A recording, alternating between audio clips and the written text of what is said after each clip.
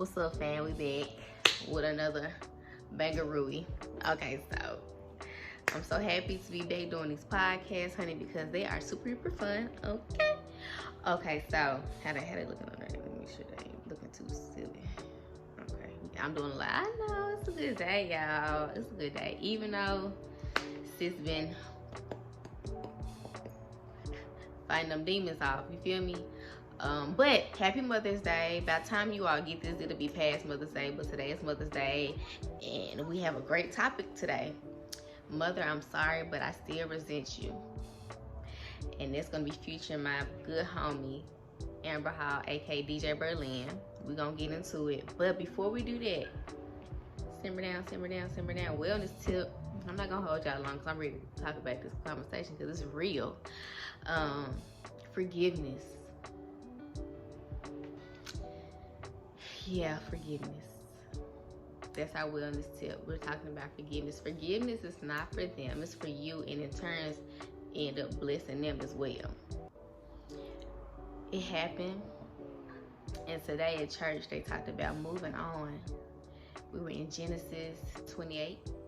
Yes, chapter 28, verse 6 through 21. Ooh! Let me make sure that's right. One moment, y'all. Let me make sure that's right. Let me make sure that's right. He talked about moving on. But what I want to tell you all, kind of figure out what's holding you back from moving on. No, okay, it was Genesis 35, verses 9 through 21. Today the youth pastor talked about moving on. So I wanted to tell y'all, hey, get on forgiveness. It happened. I had something recent that happened to me, and all I could do was just pray for her. I just had to pray. Because if you done wrong, I would definitely challenge you just to pray for that person. Because if you don't, your heart is going to become very hard and rigid, and you won't be able to see past that moment. You'll continue to bring it up because your feelings will hurt, right? Which our feelings will be hurt, but forgiveness allows for you to become anew, right? Romans 12:2. Y'all know I always tell y'all, if y'all know nothing else, y'all know Romans 12:2. Do not conform to this world, but be transformed by the renewing of your mind. But I love y'all. Forgive. You don't have to forgive, but forgive. And also watch your tongue. Are you cursing them, or are you trying to pray for them? Because in turn, it's gonna come back to you. Mind over matter. You hold the power of your life alongside the Lord. Come on, somebody. Come on, God. But forgiveness. That's our wellness tip for this podcast is forgiveness. I love y'all so much. Y'all have no idea. Be blessed, y'all. And take it one day at a time. And don't let nobody make you no fool neither. You can forgive and move on. You don't have to forgive and be a fool. Okay? Alright, that's all I got. I ain't gonna hold y'all long because my attention span be doo-doo-doo. So I know for sure the family be like, okay. But I love y'all so much, and let's go on to my homie Amber. Oh, my bad. Let's go on to my homie DJ Berlinnn. Wicked. Yeah. Okay, so yeah, I told y'all last time that I be off the record with my homies, but they really be talking about some good stuff that y'all need to be hearing. Okay, so DJ Berlinnn was just telling me that she went to a DJ set and she's feeling reinvigorated. And this is her first time, y'all, so we're excited to have her here, okay? Me and homies been talking. So, DJ Berlinnn, like you were saying, how did you find out about this DJ set? I'm a part of a lot of event, I guess, pages. So I got notified by Resident Advisor that does they notify people about events, and they do other things like blogs and stuff. But they told me about Black Coffee, which he's one of my, he's up there on one of my favorite DJs. But Joe K, who is with Selection, which is a group of artists or producers, DJs that come together to do really, they call eclectic vibes, I think, where it's just things that you can't find elsewhere. It's very like a really fine-tuned musical selection organization. So he was there. It was 3 DJs, Kevin Saunderson, I believe, too. And they just went back to back. And it was just really dope, to see people outside dancing. It felt like a giant day party. Anyone that knows me knows I love Boiler Room. So it's kind of like that feeling, like you're just out dancing with people hearing good music. So it just I want to get there. So it was just kind of seeing myself manifesting it and envisioning myself being able to do that for others in the community and make music like that. So happy you win. I know the vibe was top tier because I've been to 2 of Joe K's sets. Mm-hmm. And I saw the Black Coffee thing. So I can't wait to see, just little excerpts from that, see how it went. Okay, that's exciting. So you say it was a day party. Okay, that's it. So I know last time when we had linked up, we were talking about just, the shift in the dynamic of friendships when, we just elevate to a different level and we have different things going on. So we're not as available as we once were. Mm-hmm. So, and it's tough though, because it's also comfortable for us because we were still maneuvering within that realm, but it's I don't have the capacity for that anymore. I don't want to be that person, but I have to be that person. Yeah. So how have you kind of dealt with that? Yeah, I think it's funny too. I just read an article the other day that I always read my Google News in the morning because it recommends news articles. And I read something about phrases that highly narcissistic people say. And one of them was oh, I'm too busy for this. I don't have time. And I was I guess it's all in how you say and not what you say. Because for me, I think that being able to understand and have friends that understand and also you're able to communicate with them without backlash that, you're busy, you're going through something that requires immense attention and you just won't be able to show up like you normally would. And it's not anything, I guess, that is pertaining to the friendship itself. I think that's the hard part. But when I read that, I was kind of taken back because I'm yeah, I feel lately I've been saying that I'm really busy, I have a lot going on that I'm trying to get through. And for me, it's been hard because usually I've never gone through things I'm going through now. So I'm trying to navigate it and show up for my friends in the best way. So I think just realizing that I'm slacking has been something that's hard for me, and having to have those conversations with my friends hey, do you feel I'm not showing up for you? Yeah, I think that's something that I'm still trying to navigate, but I have realized lately that I'm dealing with or I'm going through. Very well said. Yeah. Come on. And what I hear is accountability. Because I too struggle with that, but what I had to do is hey, I know that I'm about to be off the grid, and before you think I'm just dipping out, I want to let you know that. And sometimes it's met with okay, I understand, or sometimes it's met with I'm okay. I told you what I had to say, and I love you regardless. And when I'm ready, I hope you'll still be there, but I'm not looking for that if you know what I'm saying, if it's gonna taint the friendship. I get it, but it's like a catch-22, right? You dog on if you do, you dog on if you don't.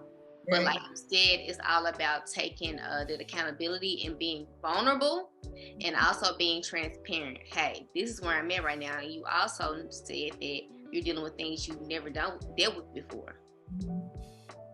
That's big, and I feel like that's where a lot of us are right now. And we have people who are leaning in on us, and we just okay, but I can't be that, and I cannot wait for them to hear. And like we said, just within the friendships, and it goes back to I was telling you about just the mother wound. One moment, there we go. So pretty much I found it on healthline.com, and the way in which they pretty much identified it was just where the mother is unavailable, right? Where we're seeking our moms and they're not able to be there, but they're still able to provide, but just not emotionally and spiritually, right? And they also, it's pretty much all said and done. It's a brick wall. It's not that what we see on TV. The mom that is open to all possibilities of who we are and what we come with as a child, because they too may not have gotten it. So it's going to run right into our topic today, which is, Mother, I'm sorry, but I still resent you. And I feel like it's so powerful, it's so powerful for us to also mention the fact of friendships, because our first friend is our who, right? They're supposed to be our parents. Where they at though?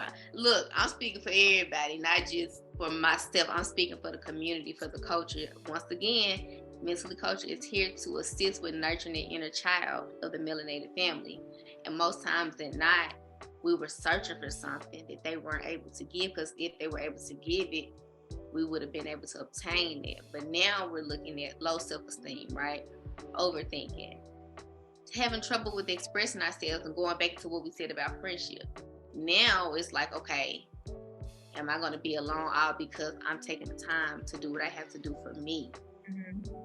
You know what I'm saying? If we would have had that, if once again, it taps into their mother womb.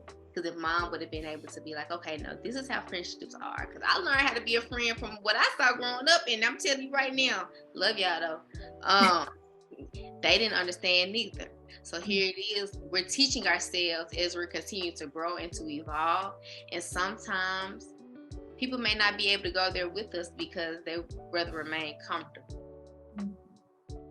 We don't stay comfortable over here. We get stretched. And I just want to honor the fact that you took initiative of saying, okay, I need boundaries, but I also want to be honest, like, okay, are my friends okay with how I'm moving? Mm-hmm. And that's a tough pill to swallow sometimes, especially still juggling things that you've never dealt with before. Mm-hmm.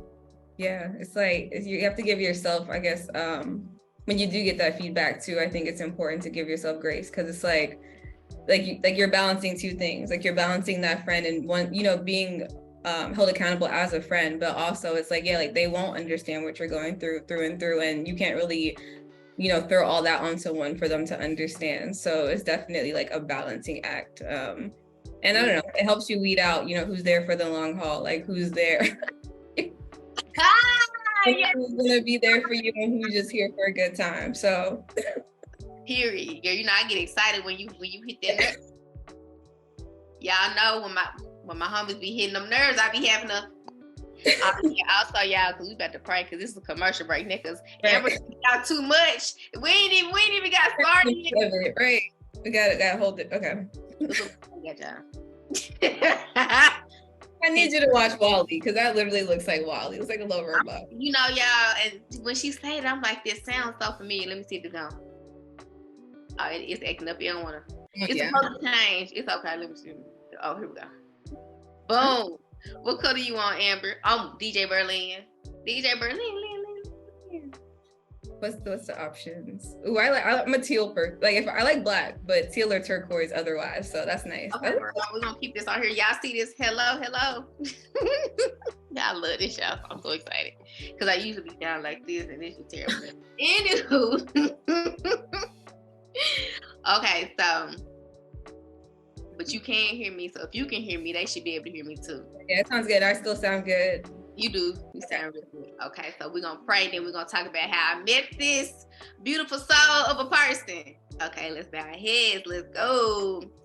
God, I say thank you so much for today. Everyone didn't make it, but we did. And we thank you for your favor and your grace. We may not get it right all the time, but the fact of the matter is we keep striving to be great and do better each day, and not letting the enemy get to us, but just striving towards where you are, okay? And through love. I'm so thankful to have my friend DJ Berlinnn here today, because she maneuvers with love. She maneuvers with her heart. And at times, people who see that light, they want to take it down. And I just pray for all those who are shining bright and are just tapping into who they are and who you have called them to be. Continue to do that with just strength, confidence, and just straight, just gusto to get it done. Because we were made in your image. No matter what anyone has to say, we are here to make a difference, and that's what we're going to do. And we just say thank you so much, Lord, for allowing us to be here having this conversation, talking about just healing our mother's womb. Some moms weren't able to do it, but on this Mother's Day, we are here to have these conversations. And I just ask you speak through myself and also DJ Berlinnn today as we heal the melanated family through our words, through our experiences, and through our vulnerability. With that said, anything you want to add, DJ Berlinnn? I'm just grateful to be here today with you. Grateful to be able to have this conversation and really unpack everything and just speak from our hearts. And just like you said, to be here and be able to share this and hope that it touches someone out there who may have needed to hear it. So. Mm-hmm. And we pray in Jesus' name, amen. Girl, I be bragging on you. Just like I be talking about you. I be talking about you. Yes. Likewise. Girl, because I went to this event yesterday. One of my sisters in Christ actually threw a Mother's Day get together. It was powerful. Mm-hmm. I ended up meeting this young lady who's also Tony Michelle. If I got it wrong, I'm so sorry, sister. I'm so sorry. But Tony. And we were just girls. So she was also talking about her church hurt. Faith, fashion, food merging in. But she was talking about it, and I was just saying, and she was like, right now, I'm just trying to figure out what he wants from me. I said, yeah, and you do that. And if anyone who's pressuring you to go back, it's not of love, that's not of the Lord. He wants you to make the decision on your own. And it was just so beautiful to have that conversation, because most times people shy away from that. We talk about that a lot. And girl, didn't even know, but we end up, she has a TV show and I have a podcast, and we're gonna be, we both gonna be on each other's show or whatever. And I got this thing now where I just say, can I pray for you? Because it ain't enough for me to say, well, can I pray for you? We can have this conversation all day. She was like, yeah. I was like, well, let's go. And girl, she done took her shoes off. I said, well, come on then. And just like you said, because we all have a background, but it's all about just allow me to get there again. Mm-hmm. You know what I'm saying? Allow me to, and I was telling her how we was talking, and I was like, yeah, friend, because I know you're not gonna be in a pulpit, and it really spoke to my heart when you were just like, yeah, not right now. I said,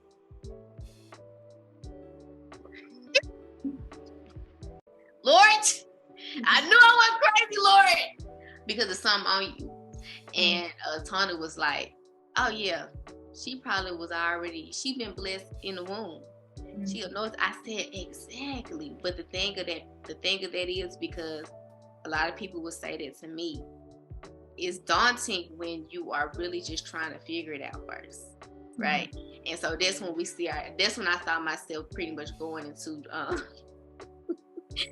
self-medicating, and also not truly seeing myself, but seeing what the world saw versus who I was, and when I thought I was hiding. Girl, because we can get into it. But let me tell y'all something. Y'all don't even understand. I done told y'all we do this on and off the screen. I'm not playing with y'all. Let me pull up these questions, honey, because I didn't sit up here and I just did what I just did. Let me open up these questions. Girl, I be feeling it. But you gotta let it flow, however it goes. You see what I'm saying? And I'm no longer rushing myself. Like, I just let it be what it's gonna be. Like with the wellness tip today, it was all about forgiveness. I had something else. I was like, girl, I said Chartreuse. But like you said, you just gotta let it flow. But I do want to touch on, let's see, did we get to everything beforehand? Yeah, we talked about the mother's womb. Mm-hmm. Okay, so how we met. Before I keep going, DJ Berlinnn, is there anything you want to share before we keep going? Not yet. Probably once we get into it. Yeah, once we get into it. But you could kick it off. Okay, I just want to make sure. Okay, because I'm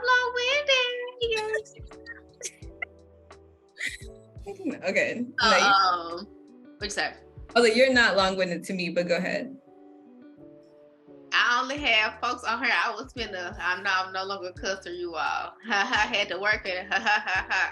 But I have people on here who not only on the screen, but off the screen, we really feed into each other. I've been having some healing conversations for sure. Thank you, is what I'm saying, y'all. Y'all once again. Because the thing is, when you can show up as your full self, and this gonna touch real good on how we say you excited about your mic without saying you excited about your mic. I just want to show that. But no, so it touches on when me and her met. So, okay, y'all know Miss Slay was downstairs at LC. So, my last for real outside experience, I met DJ Berlinnn. Because I'm trying to see if it was the last. I don't know. But not for real, because yeah, it got real. So, I met her as I went to this yacht party by myself. I sure did, baby, in all white fly, you hear me? And so I was like, I pulled up. I was like, I don't know what we're supposed to be doing. You know, I don't know if we're supposed to go ahead and get on the dock or not. And so I looked back, and to my left, there was DJ Berlinnn. I was like, hey. And I wanted, you were with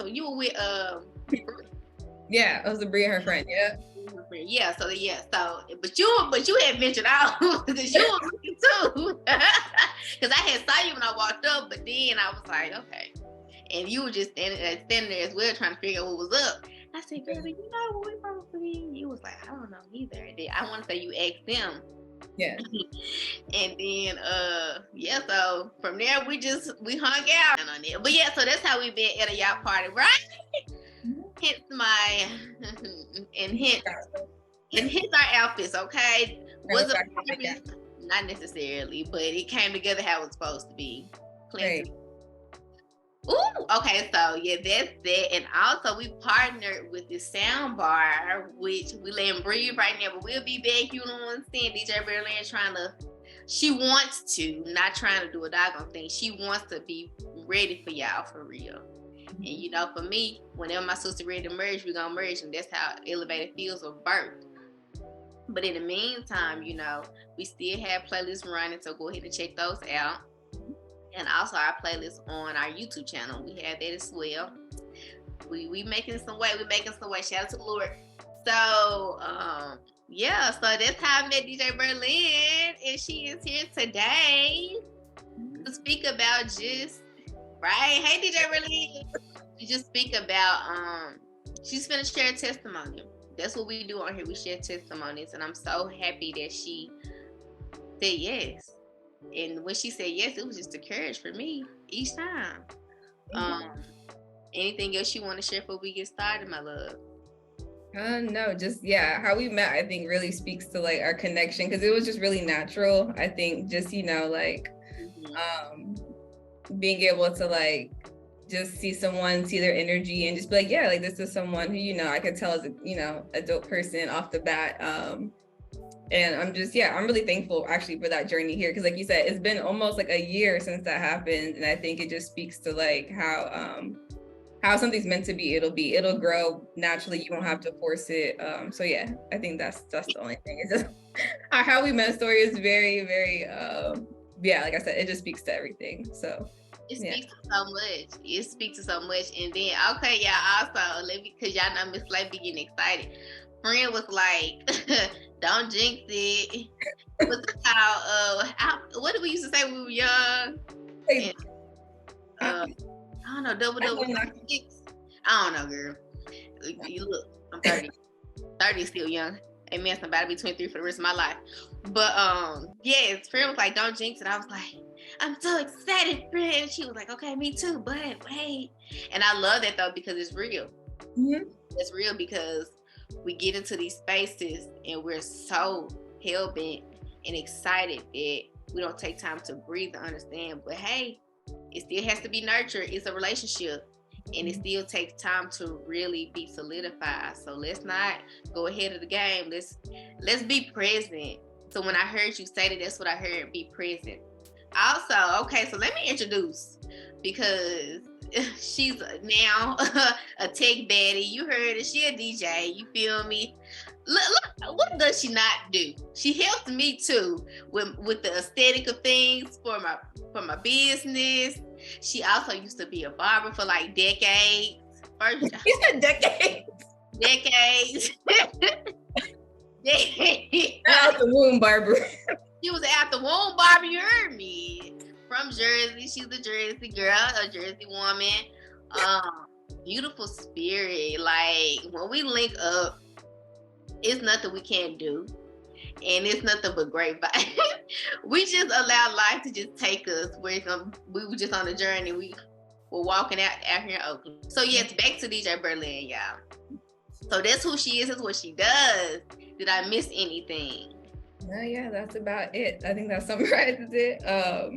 I'm just like, I don't know. I always say like I'm a creative of all mediums. Like people will say like I'll tell my friends like, oh, I just got a camera. Oh, I'm DJing, and they're kind of like, oh, you're all over the place. And I'm like, I'm not trying to be. It's just like I gravitate towards different things. Yeah, and I think what's funny though is like being a DJ is something I've always wanted to do. Like one of my friends I've been friends since like elementary school. When I told her I was DJing, she was like, yeah, you've always been like, saying you want to be a DJ. And I was like, yeah, that's true. Like, I guess that's something that I revisited, but I think, like I still just gravitate toward whatever I'm interested in at the moment, and let it flow. And then, the other side of me is like the professional side, which I think still is kind of creative in its own way too. Like engineering is definitely creative. So yeah, I think that covered it. Barbering too. Like it's all like an umbrella of just like wanting to try different things out and tap into them. So and then you also have your blog now. You finally started. I know you want to do that too. Mm-hmm. So stay tuned on that as well, you all. But like you said, a creative of many mediums. I love that, and it's real. You're embracing it because what we can do multiple things. Mm-hmm. where others, and that is nothing against that. Others want to just maintain and relevant on one thing, which is fine.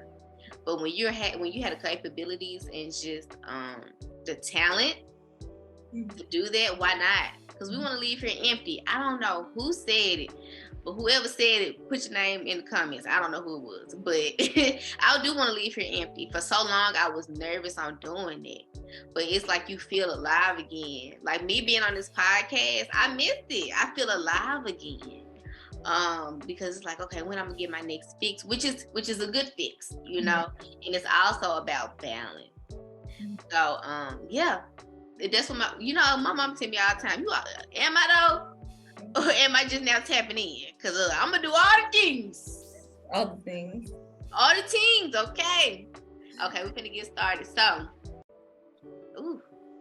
fruitful conversations, everyone. I'm just feeling good. Yes. Do I have my water over here? The one time I don't. Let me get into it.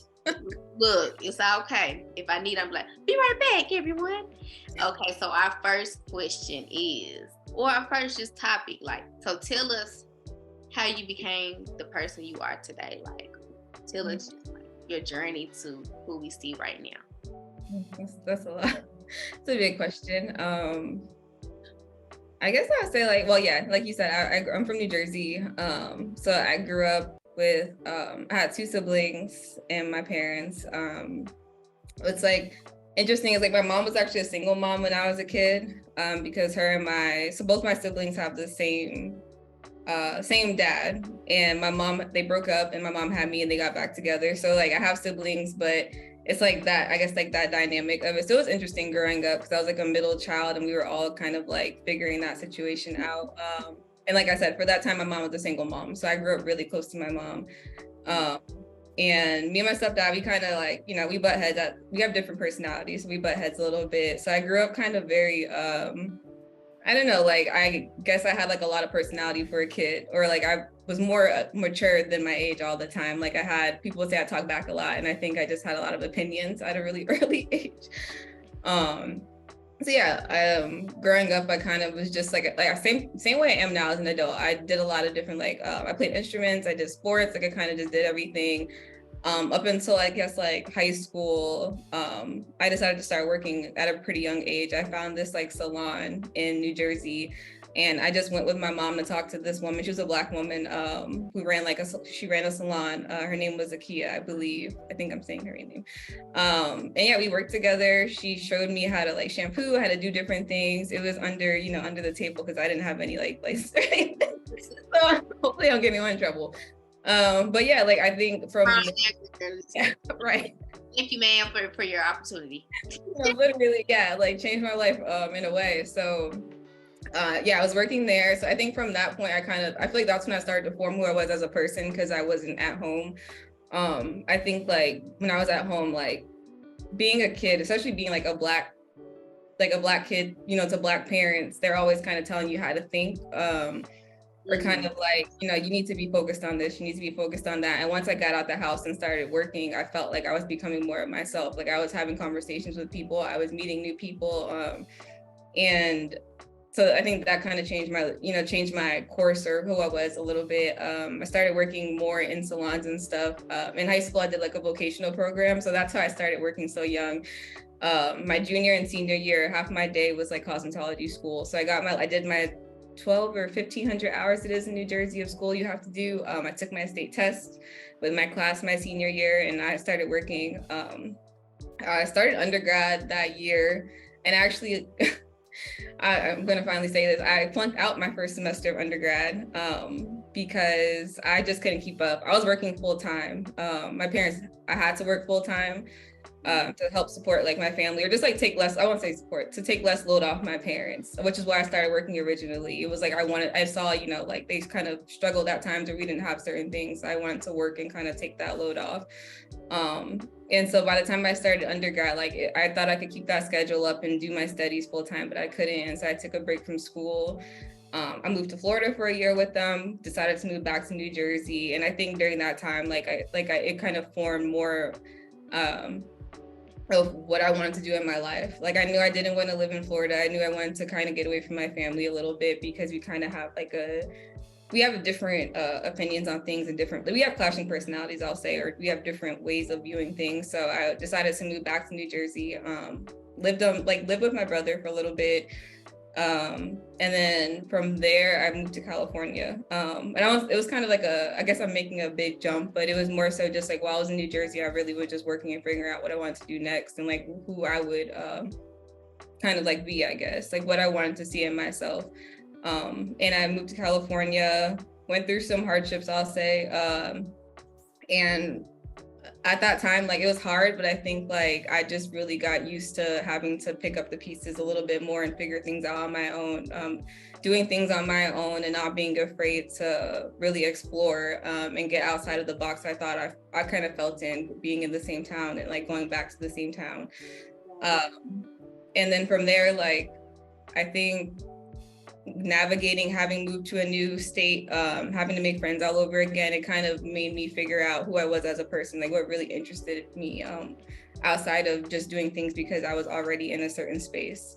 Right. So I think, I don't know if that was pretty long-winded, but I think I say all that to say it's definitely been a journey. And even now, I sometimes feel like I'm still going through that process of getting acquainted in the Bay Area, being used to being away from my close friends, being away from my family.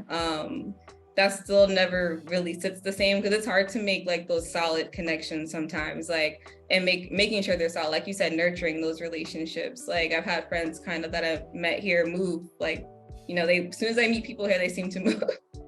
So I'm yeah. Going through all of that, just going through the emotions of not being sure what's going to happen. I think sometimes I try to tell my family, because they've really only been in two places. They're not used to being, just picking up and moving. And I try to get them to understand that when you do that, it's kind of you almost feel you're being dropped in the middle of the sea. It's a lot to navigate as a woman, as a Black woman, dealing with all that, just all the things we have to deal with normally on top of all of that could be a lot, I think. Just feeling uncomfortable in certain situations or in spaces, like I said, figuring that out. So I think having moved shaped me a lot. I thought past experiences did, but now I see maybe it's something I had to go through to figure out who I really was, away from all of that, away from family stuff or friends I've known for a long time. So I think that's kind of major things I could think of that have made me who I am today. Keep it as succinct as I can at this point. Yeah, and you still standing. First of all, thank you for sharing. Mm-hmm. Like I say, I had another homie who was our vulnerability and transparency can, we talked about, can save someone's life. Mm-hmm. And even as your friend, when when you open up and you talk, I'm just and you just never know what people go through, because you will see us looking polished. You don't even understand, it took momentum.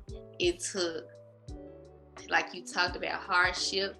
It took gusto. It took just journeys of learning and not stopping because that's what makes it look easy, and it's not. The fact that we continue to keep going. You know what I'm saying? So shout out to you, Queen. Oh, shout out to you. Yes, ma'am. Like, it's so inspiring just to hear where you came from. And not saying it was, but just seeing that and how you maneuvered that to where you are now and continue to maneuver. And like you said, you know what you want. I'm still thinking about how you went to this set. Some people would just dream of it. Not everyone's gonna put it into action.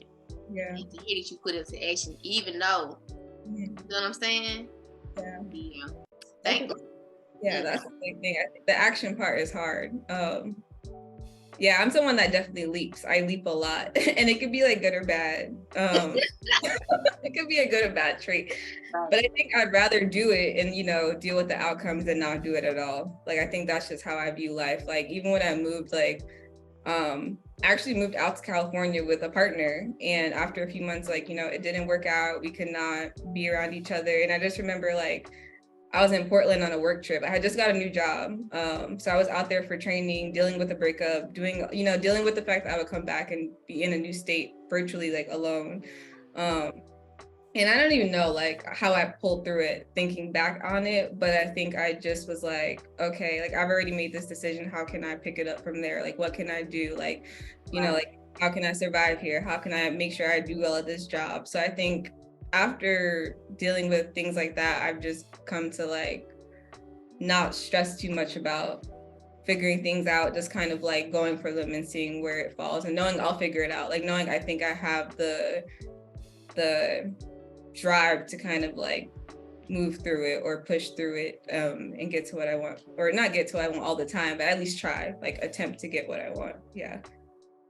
Because it's the worst feeling you can have, especially as someone who has ambition, is always wondering what if. I would prefer to know, and that takes courage. I wasn't always that way. Yeah. So I don't know where I get that from. It's some loop. I wasn't always that way, but I was though. But then you have those spurts. You're like, oh man, I gotta do it again. Yeah. And again, just like when we were talking about going on the walk, we was like, oh, we're gonna drive, we're gonna walk. He was like, let's walk. I said, let's walk. And I think also having like-minded people too. Because had I been like, oh, let's just drive, that's gonna taint the experience. You want people surrounding you that are going on the same trajectory. It's hard enough to continue to stay on that narrow path, right?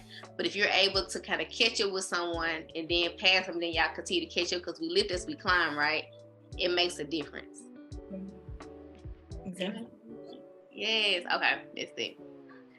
Would you say music was your saving grace?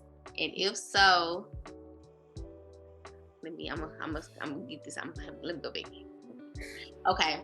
Would you say music was your saving grace? And if so, is that what made you become DJ Berlinnn? DJ Berlinnn. Yeah. You hear my accent. I love it. That's what somebody else, she was like, I'm gonna call you big country. I said, hey, I used to didn't embrace it, but here we are. Yeah, I love it. I'm about to have you re-record my thing for me. I need that. DJ Berlinnn. You gotta tell me how I need to say it, girl. I got your back though, homie. Yeah. Okay, yeah. So I think definitely I've always loved music. I was just telling my partner, I used to walk around with a CD player. I would go to the library and take CDs out with my car, download them to iTunes, take the music off, and have my music on my iPod or whatever, or have the CD and just listen to it.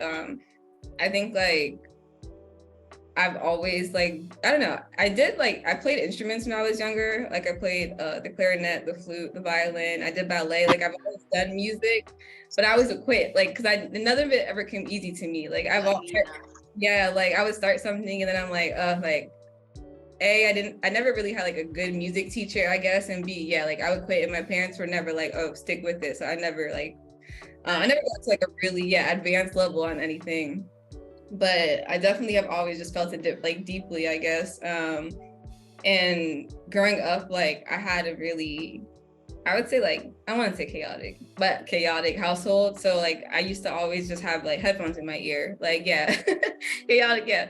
I would always have headphones in my ear. At night, like I would have headphones in my ear because I didn't want to hear anything. Like I just wanted to like be in like a state that I could control, like, you know, listening to what I wanted to listen to. So I think like just having some connection, like something that could take me out of the situations I were in was always really helpful for me.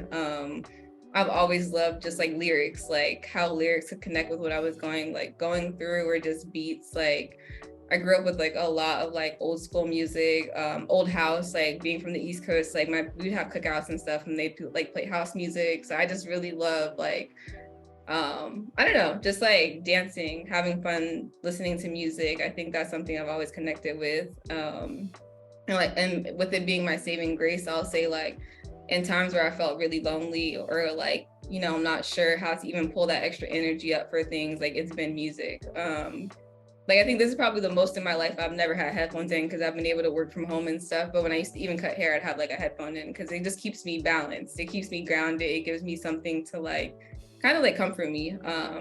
So I think that definitely is a big part of why I'm a DJ now, because I'm like, I've always been that person that's like, even with my friends, like they'll listen to certain things and I'm like, no, you need to listen to this, like you need to get involved in this. Like I just like putting people onto things. And like I think, like I said, like growing up with different styles of music around me, like growing up on the East Coast, like hearing like house to reggae to like dance hall, reggaeton, Afrobeats, like, you know, all this just this crazy stuff, or not crazy stuff, but all these like different varying sounds have made me like, I just have an appreciation for it all. And I realize it's been something that has made being a DJ maybe like something that is actually 1, 2, and here. Okay. So yes, you were saying it was your saving grace as far as headphones and everything. I think just like being able to connect to something or feel like I was being in a different place, or maybe in a different experience than what was going on in my life at that time, I think was something that music was able to do for me. And like just feeling a good beat and be able to tune into that is something I took like appreciation in. What was I saying? Yeah, so I think going back to like the saving grace part again, I definitely grew up feeling like not comfortable in myself, not comfortable in who I was, or feeling like, you know, I wanted to be someone other than me. Growing up with like a lot of like arguing in my house. So like being able, you know, obviously being able to put headphones in and kind of just be a different person, maybe be listening to something that makes me feel, you know, more empowered or differently about myself, or about the situation I was in, was really powerful to me in the moment. So I don't know. Yeah, I find music to be one of those things where I just connect with it, and being able to be a DJ or even have the hopes of being like a big DJ that's able to make beats or I don't know, anything for someone is like, it touches like a different part of me, because it's like, I never thought I'd actually pursue it. So being here now and listening to a set or something I've done has like been, I don't know, yeah, it's just really exciting, and I'm hoping to keep going with it. Unlike other things I pick up and throw down, like I said, I think this will be like a much longer journey because I just connect with it differently. Yeah. That's beautiful, and I love watching you. And like even like your last set you let me listen to, I'm like, this girl, and you know. Just what you're saying, it's so many things that, like we said, we just want to see what comes of it, right? But you're doing this, like, just your passion in this music is so beautiful, because that's how we connected.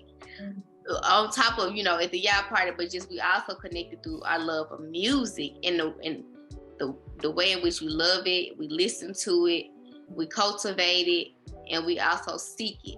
You know what I'm saying? It's just a beauty in that type of connection. And just like with you, like how you said for me as well,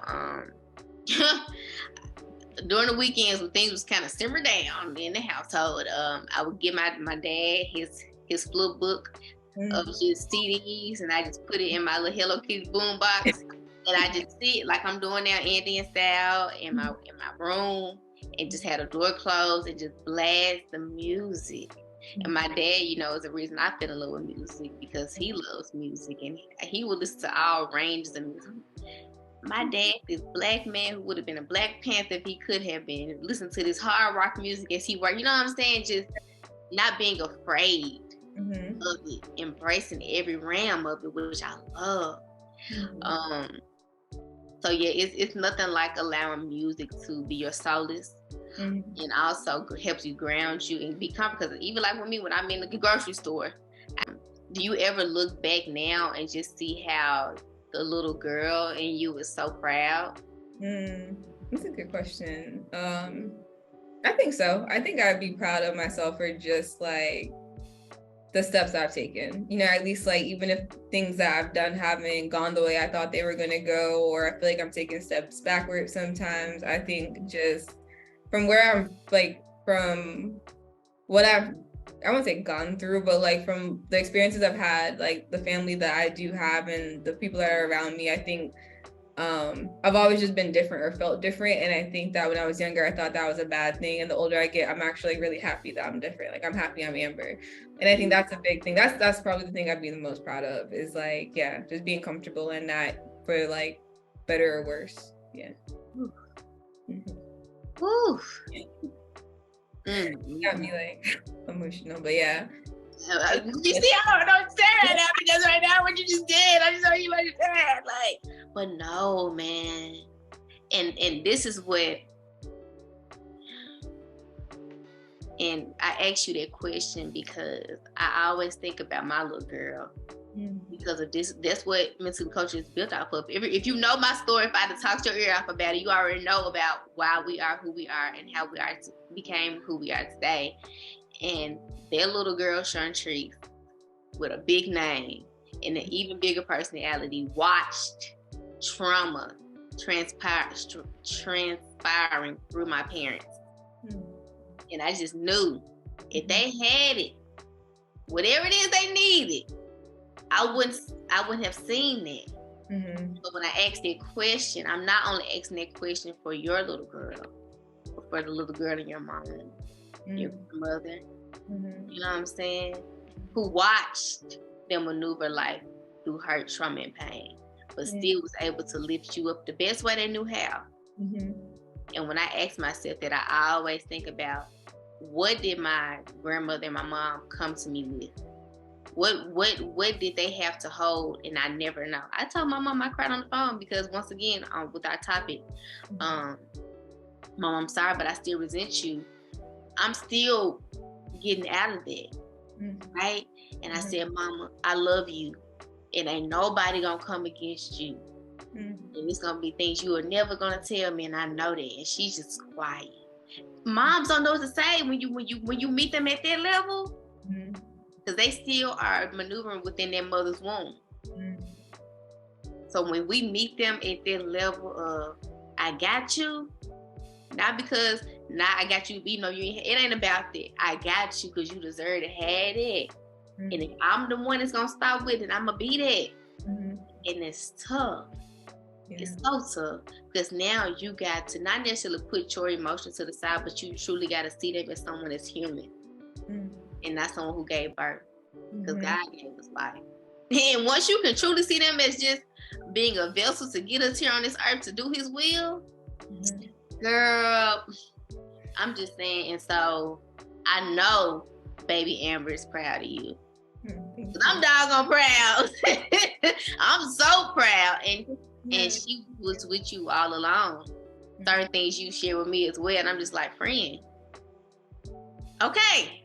And I say that because of just your triumph. You know what I'm saying? Like, I'm like, oh man, you are truly a gem.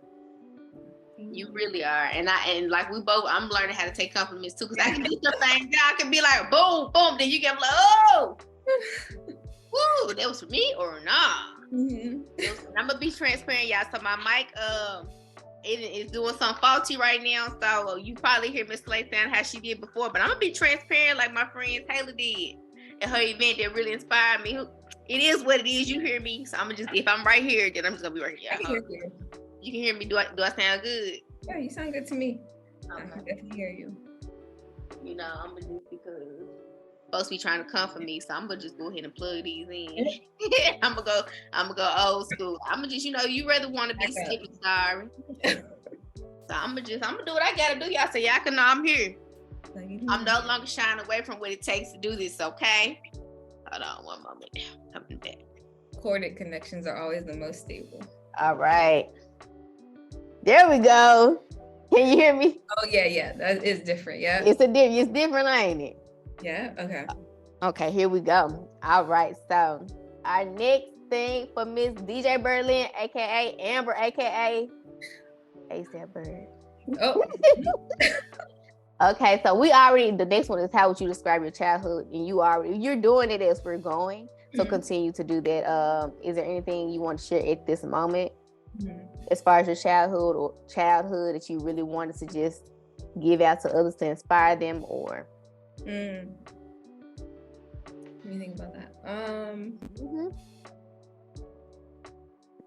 I think I would say like my childhood felt very, I guess like if I had to use a word for it, it's like unstable. And like I said, like I grew up with like a lot of fighting in my household. Like a lot of, I don't know, just like, I fought with my brother all the time. Like I don't think my brother blamed me for a lot of things underneath the surface, I feel like, when he was a kid. So we always fought all the time. And I fought with my stepdad a lot.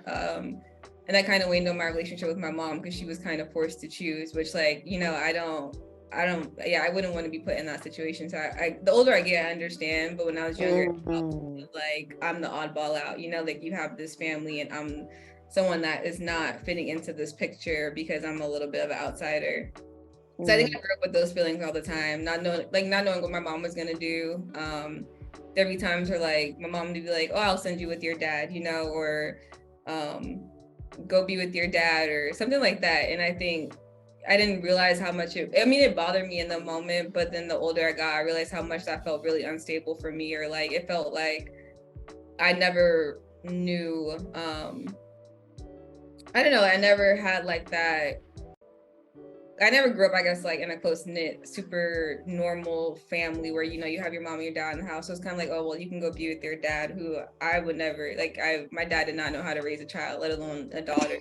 So, like, I'm like, why would you send me with that person? Like, I don't know. So I grew up with a lot of that, and it was hurtful. Like, I think, like, it was just, like, a lot of hurt, a lot of, like, going through, like, different forms, like you said, of trauma and trying to navigate it, and feeling like when you express your emotions, like you're being, you almost can't even express emotion about things, like without it being seen in a negative light, like, oh, you have crocodile tears, or like you're doing things that you're not doing. So you start to question yourself, like, am I really feeling this? Like, am I really going through this? I think if I had to talk about my childhood, it would be like, definitely I felt really stifled and just ready. I always felt ready to grow up and just getting out of that situation, because like I felt like I couldn't be myself, or like I had to fall in line in a way. I grew up with a military ex-cop parent, so it's very like, be in line, do this, do that. I'm very free spirit. I want to talk, I want to do that. So yeah, I think my childhood was kind of all over the place, but I feel like my mom did her best. Like, I think my mom did her best, which is like what we're talking about today. Like, if I had any takeaway from going through all of that, was just like, like I always had my mom, and like I had a good childhood in the sense of like we had good memories, and like I'm lucky to have like aunts, or they're not really even my aunts, they're my mom's aunts, but I call them my aunts. My mom's a child, but like just having family around me that really does care about me. So yeah, I think that's kind of like I guess my main takeaway would be like being a kid in those sorts of environments, it's a little bit, it makes you question a lot when you get older about things, or it makes you feel like, you know, you didn't have like a stable place to land. But overall, yeah, I think it definitely has shaped me, or like, you know, been a big part of like the things I'm reflecting on even now as an adult. Yeah.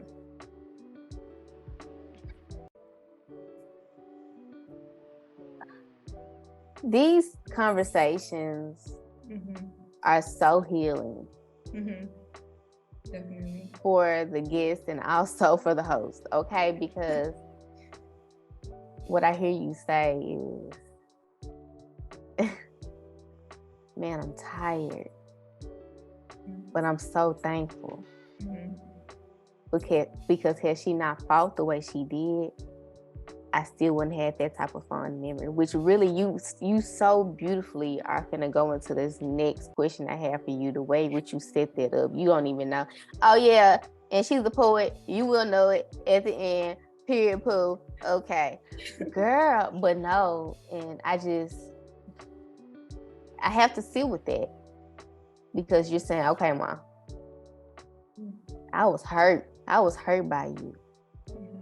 But you were also hurt by whatever it was you were hurt by. And you did your best. Yeah. You did your best. And I think not many people make it to that. Because we're always looking for someone to be the villain. Absolutely, yes, in that moment in time, in that present form, yes, you were. But now, I can truly show you what healing looks like through adversity. And I'm not blaming you. It still hurt, and I still have to fight through that residue that's on me. But that's not my story anymore, right? Like, I still can turn the chapter, maybe actually close the book and rewrite it. Not even rewrite it, like write something new. Because what happened was supposed to happen. How do you feel saying those words? She did her best. I think it's like something I've had to learn in therapy. It's like I think I was telling you about this, like radical acceptance. It's like it almost is like that still could be like glue. Yeah, like it's like it is what it is, and not saying it in like a you don't care. It is just like you have to accept it, and then you can't let it. You know, you can't keep like that. You can't have any resentment or what we're talking about. So yeah, like resentment or anger towards it. It's just kind of like you said, they're human. Like you have to look at your mom as like she's just a human. She like although you may have wanted all this out of her, like like at the end of the day, like she had a lot on her. Like I don't have kids, and I could just say like taking care of myself is such a big task. Like being and there. Nugget in my being a dog mom. and Happy Mother's Day. Yeah, so like I can't even imagine. So I try to think of it like that, like it's a lot. So I can't harbor anything against her when it comes to just also being a child to someone else. Like yeah, so and my mom had kids young, so I think that also too, always plays into it. Like I couldn't even absolutely if I had a kid young, like I would not be able to show up, I'm sure, in the way they needed.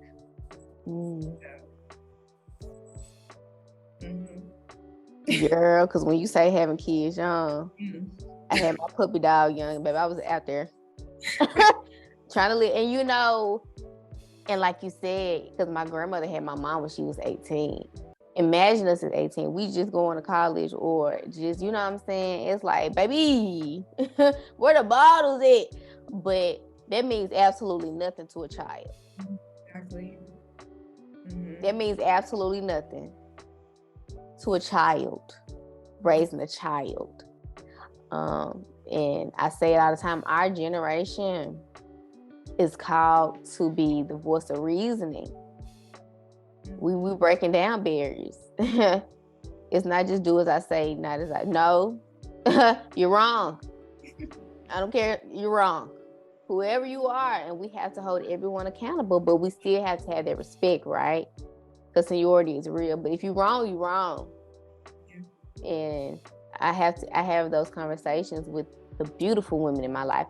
What's up, mama? What's up, grandma? grandma, what's up, auntie? But definitely with my mom, my grandma, we even though we were stretched, we this, and I see them. I see them, and I see them deep.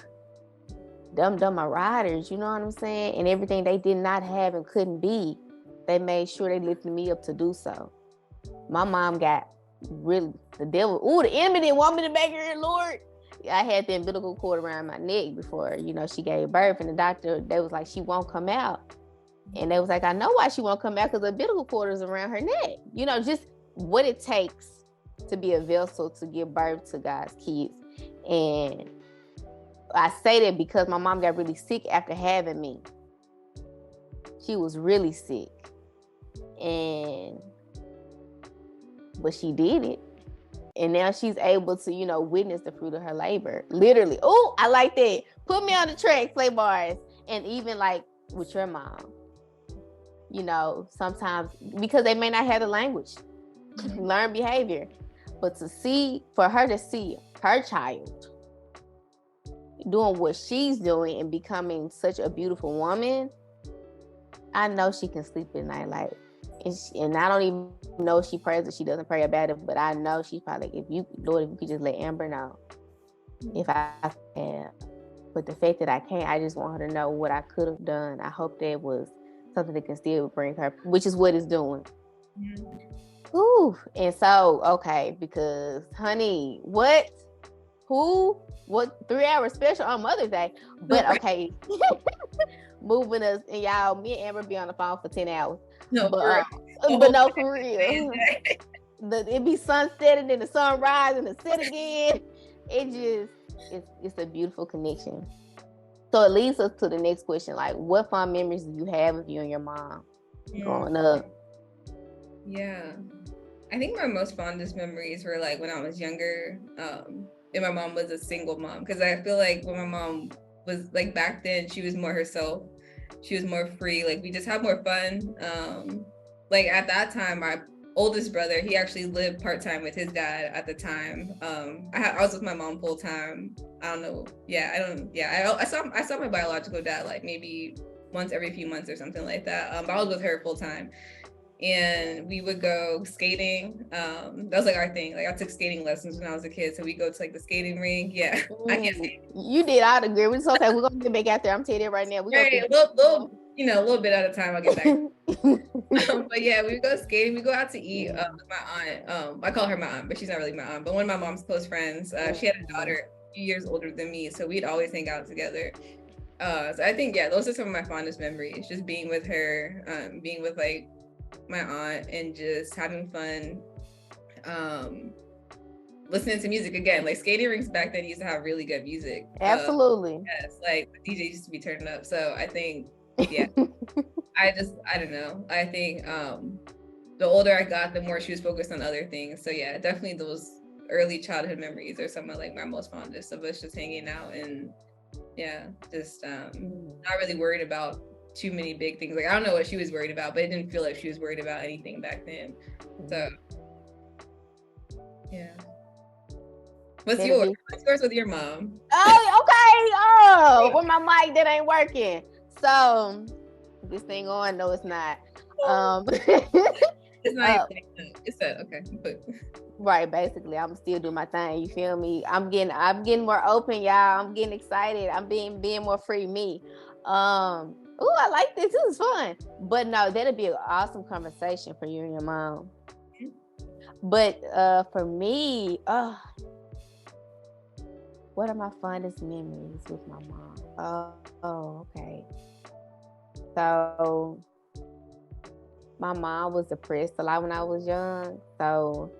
And she was raised by her great grandmother.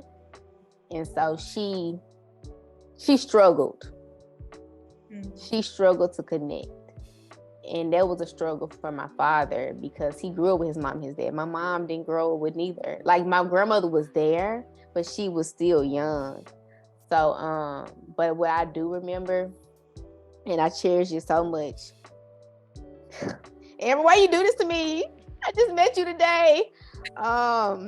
So two rings I have on. I got this from my mom, and my mom, she loves through gift giving. And I remember one day, my mom used to, no, okay, I do, after I say this, and I do have a memory with my mom because she 5'5", but she 5 anyway. But so I was just standing in my room. I want to say I was in elementary school. I don't know what I was doing on my desk. And she came in and dropped this ring off. It's actual rose gold. And she didn't say anything. She just put it on there and walked out. That meant the world to me. That meant everything to me. And I found out that my grandmother actually gave her this. But my mom, she's a woman of very, very few words. But she's everything to me. And what I can say, what I got from my mom is just she got it from my grandmother, is being creative. My mom loves making baskets. Me and my brother get a basket for everything. Easter, every holiday.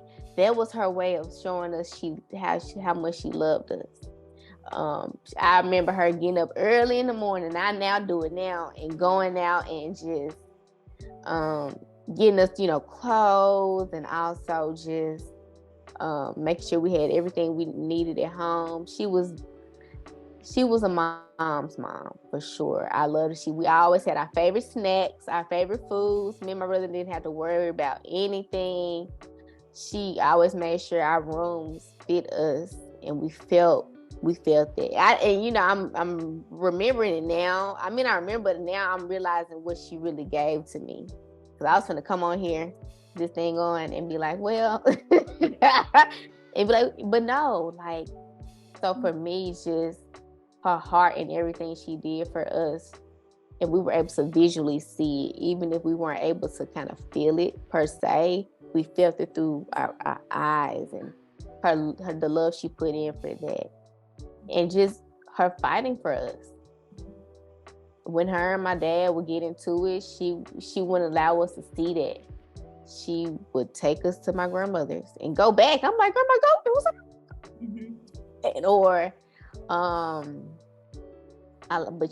or just taking me, dropping us off in the morning and us listening to music of her white Mazda.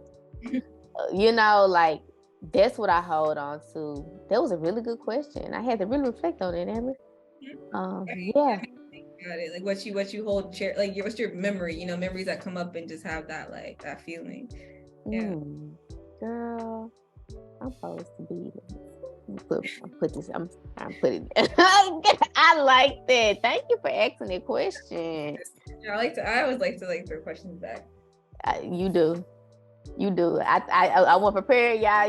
Usually she said, she thinks she better interview me. Okay. So, next. So what has been your biggest challenge with your mom?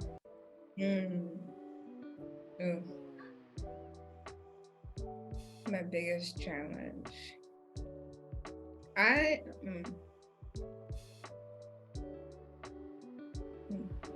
think my biggest challenge with my mom is that she always feels guilty.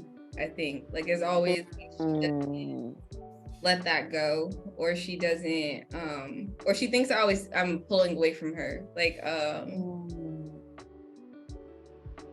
my mom, I'll say, like, my mom went through a lot, like, more than I could ever know. Like, she didn't have her mom either. So my mom, like you said, like, I think you were saying, your dad was raised by your great grandmother, right?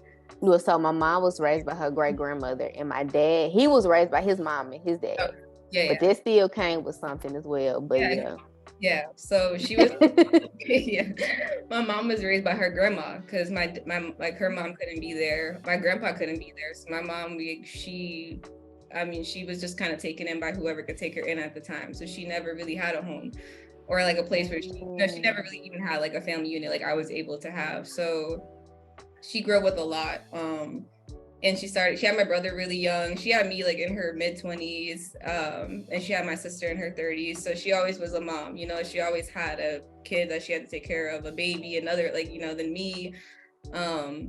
And I think she knew that meant that we lacked things at times, you know, whether that was just like a peaceful home or whether that was her being able to financially show up for us or do things like that. So when was like in 2020, or like right before 2020, me and her got into a fight. I went to Florida for a holiday and we went to Disney or something like that. Me and her got into a fight because she thought I said something to her. And I got so angry. And like, I remember I was like, I'm done. Like, I just want to go home.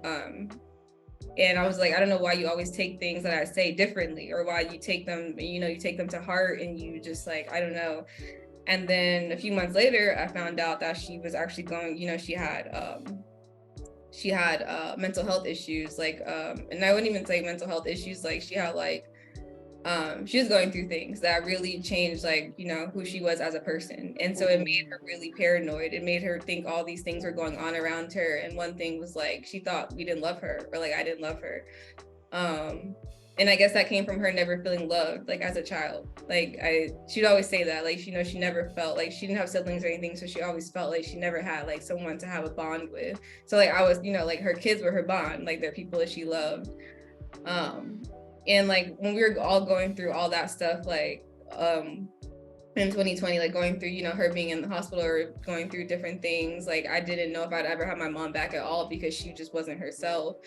But then eventually we started talking, and I remember she said like the first conversation we had that felt normal-ish again. I got off the phone so happy because I was like, oh, I can have a conversation with mom again. But then she called me back and she just was crying, and she's like, I feel really guilty, you know, like if you need a therapist, like I can help you find one. Like I just feel like you've gone through so much stuff. And like I got why she was saying it, but it put so much on me because I'm like, I never want my mom to feel that way, you know, like if anything, I feel guilty. I feel guilty that I escaped it, you know, like she never got a chance to do that. Like she always had to raise her kids or do things like that. So I think,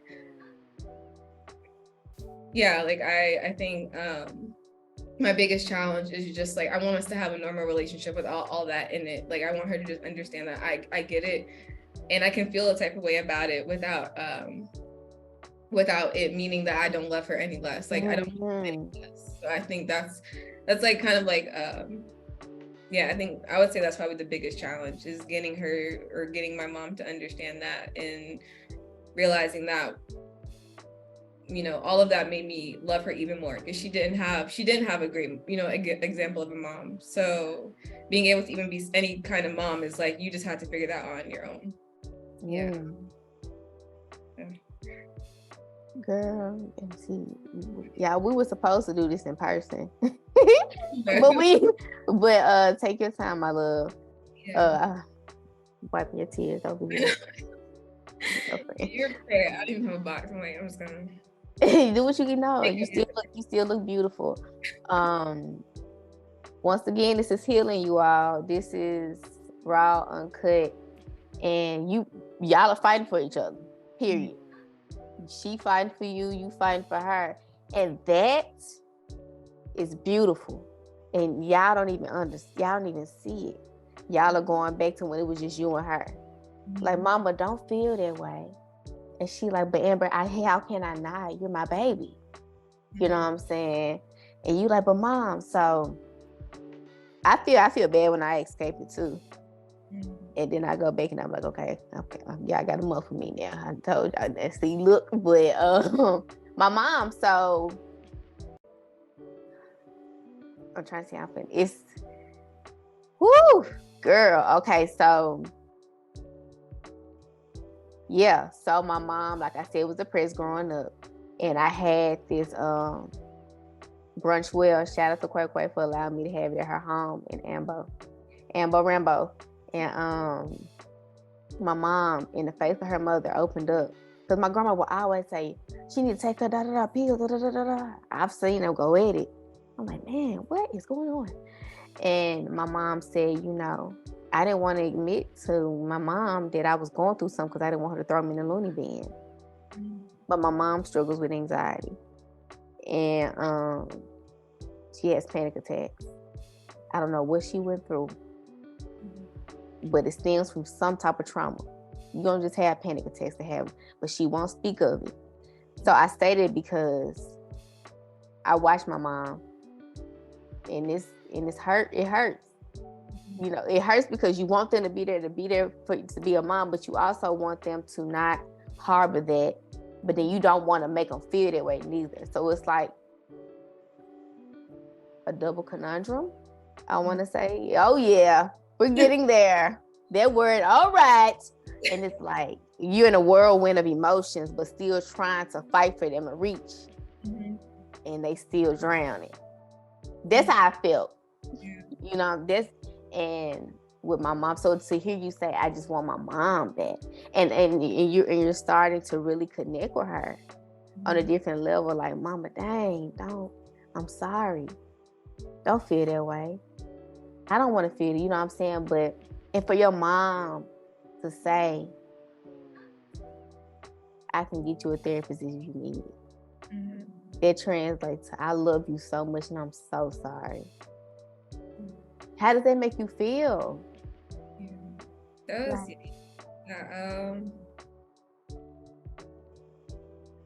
think it was like,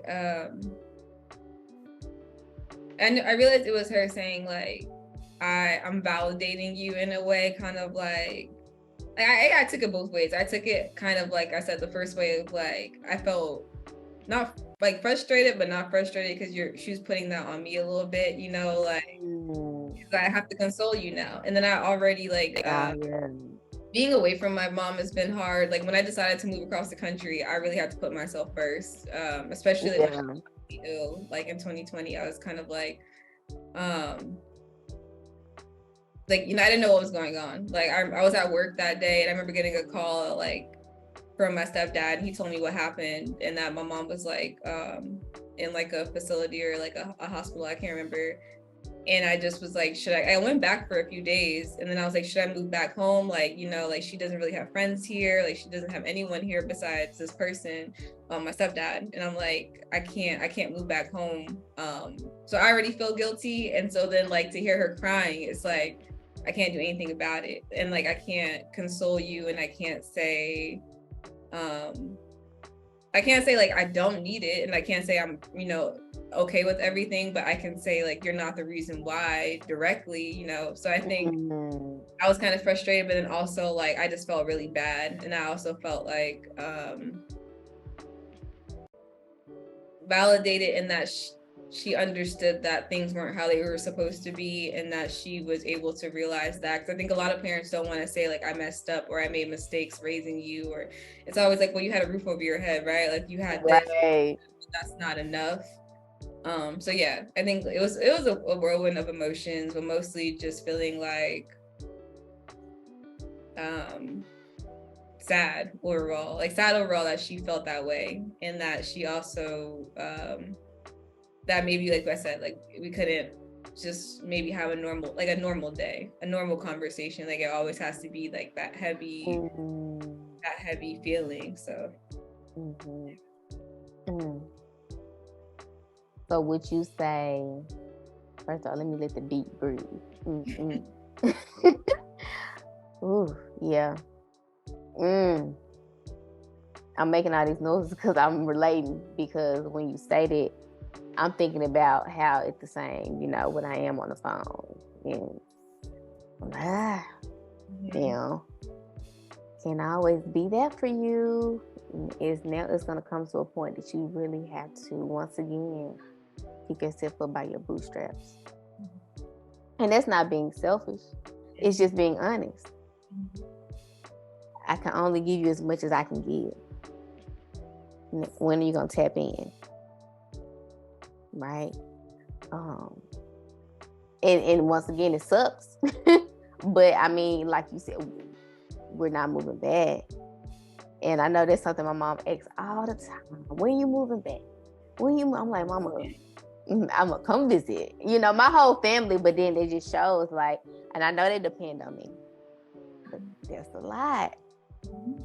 You all were able to live your lives. I can, you know, once I'm able to build that, and you know, I have, you know, my honey dip, my husband, you know what I'm saying, and my little kingdom babies, you know. But right now, Chantrice got to figure it out, because for so long, I was doing it for you all. And I want y'all to count how many times I fiddled with this scarf on my neck. Woo-hoo. Look. Woo-hoo. So would you say like you still resent your mom due to past hurt? Do you still feel like you harbor resentment?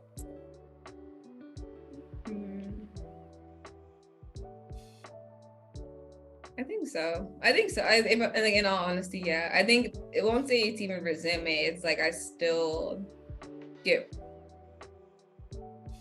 I think the older I get, the more I have to make like real, like hard decisions about my own life. Mm-hmm. And I start to have those moments where I'm like, well, even with, where I'm at in life, I wouldn't have a child. I think I go there where I'm like, I don't ever want to have a child and put them in like a certain predicament. So I get into that mindset where I'm like, well, why did you, why would you have a child knowing these were the factors, or knowing this was this or that was that? I think I found myself having that thought process because like I'm at an age where I could have a child. I mean, I could have had a child years ago, but I'm like, that's something I'm so sure of about myself, is like until I'm in a place where I know I'm good. And then you never know like you're gonna be ready to have a child, but I think like, and it could be a bad thing, but I want to really be super sure. And I think with the way the way I was brought into the world, like my mom and my dad, they didn't know each other that well. My dad didn't want to have a child. He can't take care of a child. I'm just like, you kind of took a gamble, and I think that part of me resents it. It resents that part. Is like, well, what if I had a different outcome? But I won't say resentment and like I'm angry towards her, but just resentment and like going back to like she's a human, so she made these decisions, and like maybe because these decisions were made, I see it differently, but she didn't see it differently at the time, so she chose. She was young. Yeah, exactly. Like I try to think of it that way, like because I'm literally at the age my mom had me, so I'm like, I don't know, but like I wouldn't. But like you said, I don't know. You can't think about it that way. So I try not to even like compare situations or anything. But I think that is where a little resentment comes in. Oh yeah. Isn't all of that, and then also just feeling like for a big part of my life, I've had to always be that person for my mom. Like, she'd always say like, I didn't even have a mom growing up. And that's a lot to put on your child, because I'm like, well, I do have you. I shouldn't feel guilty about having you. Like, but she's healing. She's always like, I can't, if I didn't have my mom, I know I'd be healing forever, because I couldn't get over that. So I know like that's something that she's always carried with her. But definitely toward like decision making, and then also feeling like I've always had that put on me, like what she went through as a child, and feeling like I had to be grateful for things just because of that, versus like about what I think or what I feel. Because as a child, what you hear is, even if mom's wrong, I have her, so I should take it. And I had to squash that bug at the age of 30, the tender age of 23 born. But because that's learned behavior, and the experiences we are able to have that they didn't, which is why we make the decision we make, right? Like you said. Absolutely not. When people ask me, do I have kids? Absolutely not. And I tell my dad, he was like, well, you can do that. I'm like, I don't want to be a baby mama. That's not of me. That's not of God. I don't want to do that. What I look like? Absolutely. Do I look like a baby? No, I don't. Not no baby. Nobody's baby mama. I'm a wife. I'm a mother. But I ain't no baby mother, But the thing is, we were able to have that courage to do that, because a lot of people were just saying, hey, we're going to be with him. You need to get married to him, or hey, might as well. Or like you said, she didn't have that structure to be like, it might not be a smart choice, but it got you here beyond anything. And I want to honor what you said. because it's real choices. Like, I still had to be like, Mama, why you? But I had to slow down at times because I don't want to belittle them. Mm-hmm. But I know I was able to not make those choices because they had already done it. Yeah. But it still puts us in a bind. But it's a part of our testimony that in turn becomes our triumph. Mm-hmm. It's real. Mm-hmm. But yeah, if I would have to answer that question, I don't have it per se, but it still buds when my mom does certain things, and it buds, and I'm like, then I have to talk to that person. I got to talk to she's look at it from a different perspective, because right now you're not being a nice person. You know what I'm saying?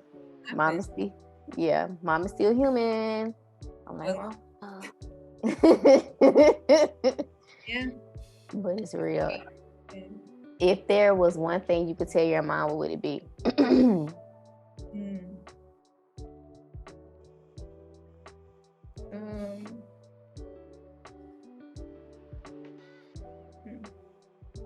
I think I would tell her just like, I'm okay.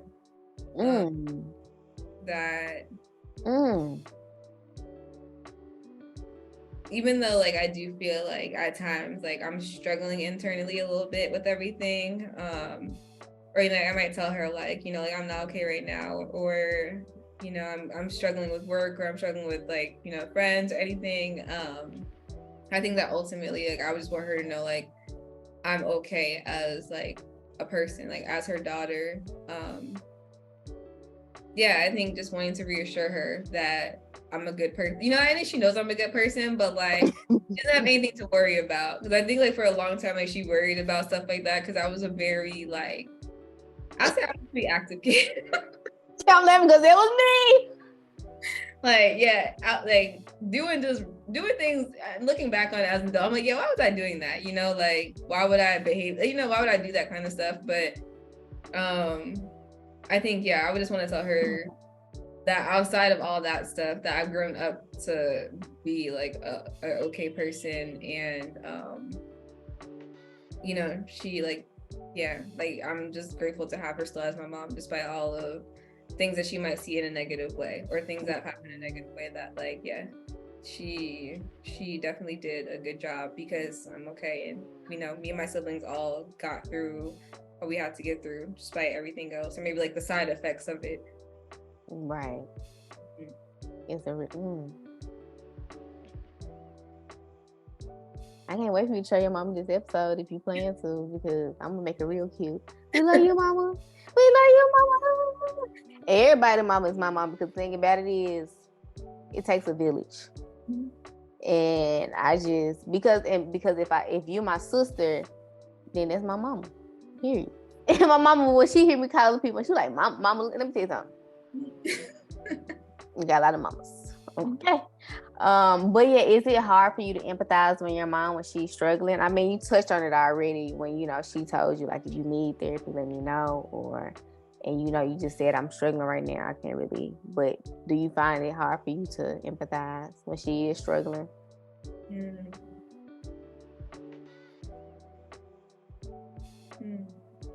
I say I think it's hard off the bat. It's like hard to empathize, because you're always like, I have all this going on myself, kind of like, or it's hard for me to like put myself in her shoes because of like the things I might be going through, that like she might not understand too, like she might not get that side of things. So I think like if I start to think about it too deeply, it's hard for me to empathize.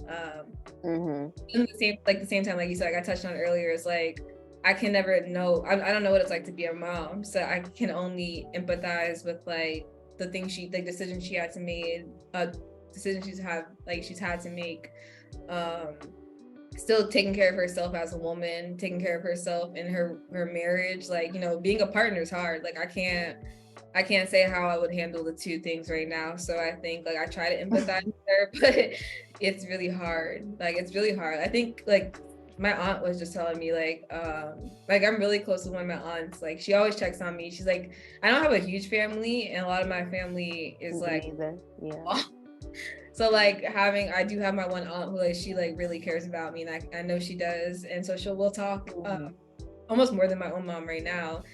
And I told her about something, and she was just like, yeah, don't make don't make comparisons about your mom and what someone else's mom is doing, because your mom is doing the best she can, like she's, like, her. And I'm just like, yeah, like, I don't know why I compare, because when I do compare, it starts to become hard to empathize with her, because I'm like, all these other moms can do it, like, why couldn't you do it? Or why couldn't you just stand up for me as your child? Why couldn't you put me first? Like, it's really easy to let those thoughts come in, but then I'm like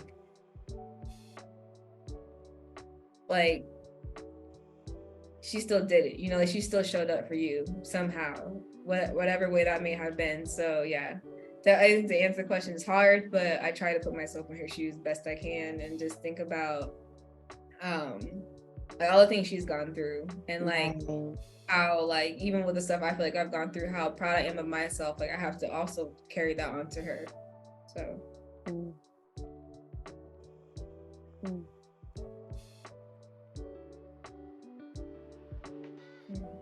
and I'm hearing you. Like, I love your honesty, your transparency. Like, off rip, yes, it is, but then I have to bring myself back, right? Like I was saying with my mom, like, okay, Chantrice, you're getting a bit ahead of yourself. Like, but at the same time, we're no longer there. And where did she truly have to come from in order to truly be what she was able to be?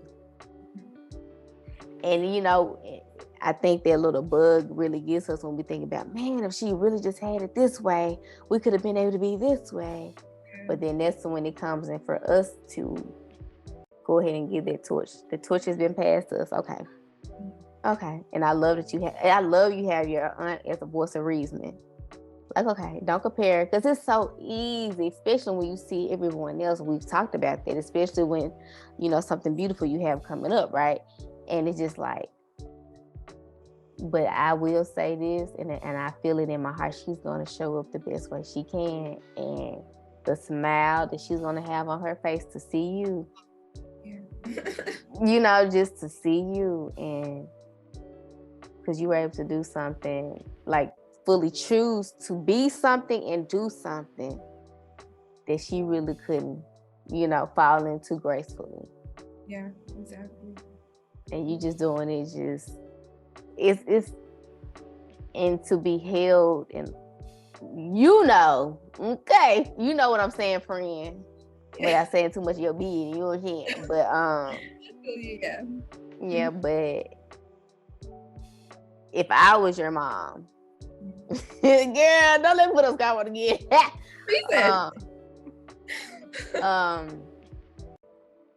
Yeah, I would say that's my child, honey. So I just know, because even when we're not able to be as present as we want to be, we're present enough until we can really fully have the capacity. You have been answering these questions, girl. I be stooped in all of my sessions with my homies, but woo, this is really like a mutual. I'm gonna say mutual, a very mutual. Woo, healing space. Okay, and then it in turns go into So, have you spoke about it too, being like I have to have this boundary. So have you really been able to place boundaries down that allow you to be present but not taken advantage of? Boundaries. What's the Marlon Wayne's hymn? Message. Boundaries. I can't. But you can. Yeah, boundaries are hard. I have had to do that lately, I think. Yeah, like what am I trying to say about that? I think I didn't realize until like I had a lot of things happen back to back. Like I've always been someone that's always like had a lot going on because I like to like, you know, do different things at the same time. And I'll just kind of collect things until I realize like, oh, I'm kind of burning myself out. And then like, but recently, or like I'll say like the last year or so, or like the year and a half, I've been going through a lot of things, I think, just personally with like figuring out what I want to do in life, like how I can get there, like feeling like I'm a little bit behind than like maybe people at my age. Yeah, like always feeling behind even though I'm doing things. And some things were happening with my family. And I kind of had to realize that I had to set boundaries in order to make sure I was protecting myself and having something like left over for myself. So I think I kind of like, for me, it's hard to do that. Like it's hard to put things in place to where I'm like, oh yeah, I can't be available at this time, or I can't be available to the extent until I'm back in like a good space for myself.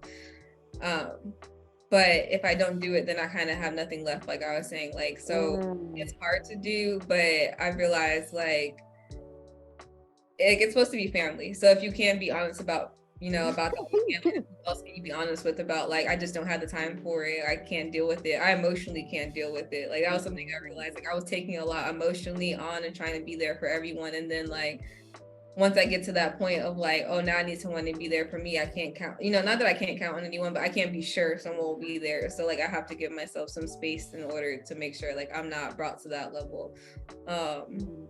So yeah, I don't even remember. I think I'm going off tangent off the questions, but like about boundaries, No. just putting them in place has been something I'm still working on. I'm also really bad with that. I think like I don't communicate ahead of time about things like that. And so then once I'm already at my boiling point, I'm like, oh, I need this boundary in place. Like, oh, I need this space. Like, I need this. Like, and I don't know. I know that about myself, but yeah, I'm still navigating. But I do think it's important because like even with moms, it's like me and my mom, we don't talk as often as we did, and I know she knows that it's because like I am dealing with other things. I'm dealing with like internal things going on, and so it's like although I want to talk to you and I want you to be in my life, like I also need to make sure that it's something I can take in at the time and be present for. So I think she understands it. And I think like, yeah, I realize like anyone that doesn't understand it, like they're just not meant to be here right now. So yeah, I hope I answered the question right. I got kind of... No, you did. And yes, you did answer the question. You were able to allow us to see every realm of why and how and when. Period. I'm a whole educator out here. Quit playing with me. But no, you did answer the question. And that's another thing, like for me, because I see how you loop and people be wanting it right now and just get to now. When you're healing and when you're having an open, transparent conversation, it's not just about the point. It's about how were you able to truly get there. It's not to just get to the point. We don't just get to the point here. We talk, period. So if it takes you to allow us to know when, where, who, when, and why, please do that. Because these testimonies are for people to really put in place these systems. Even if they can't, what does it look like for people who are still working towards doing it and how they're doing it? And I mention this. And this is why I say you did get to the point, because I had to myself put those boundaries in place. I'm not on the phone often with my family like I used to be because they see the way I'm moving now. I'm not taking in the energy like I used to. You know what I'm saying? Take care of yourself. Get help. I'm all of 5'2", 23, 30. Okay. So, you know, we have to take a stand and do what's important for ourselves, because if we don't, it won't be nothing left in us to be here. And my mom was like, you're not even gonna have time for your mom. I said, if I had the capacity, mama. If I had a capacity, but we all know what we should be doing, and no one deserves to be in the loop. I prayed against it today in church. I'm like, okay, now I feel like I'm in that roundabout like several times. Lord, where you at? You know, but I just had to surrender, and because if you don't, you suffer. And what I heard you saying was I had to surrender to the fact that this is no longer work for me. And if you don't get it, baby, you can. It ain't nothing to cut that off. Yeah. That. Okay. Yeah, sickly music. All right. But anywho, it's a process. Gary, are you doing it? So yeah, to answer your question, you got to the point. So what advice would you give to someone who is struggling with their mom?